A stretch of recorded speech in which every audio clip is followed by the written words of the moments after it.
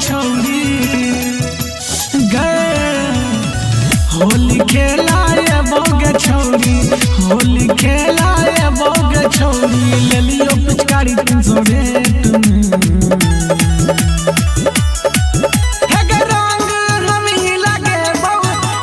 ढोरी के निचला पेट में रंग हम ही लगे छोड़ी ढोरी के निचला पेट में रंग हम ही लगे तोहर घाहिर ढोरी के पेट में। रिकॉर्डिंग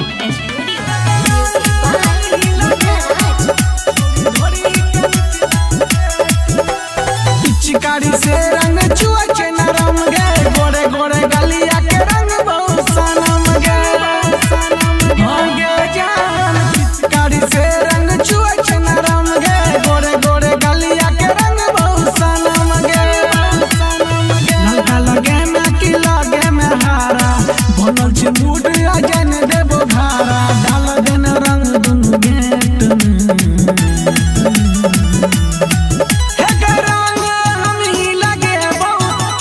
ढोरी के निचला पेट में रंग हम ही लगे छोड़ी ढोरी के निचला पेट में।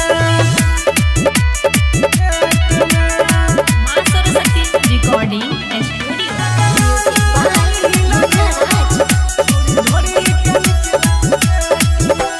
बुरा न मन छोड़ छियाई होली देख लियो रंग बट दीजा संग चोली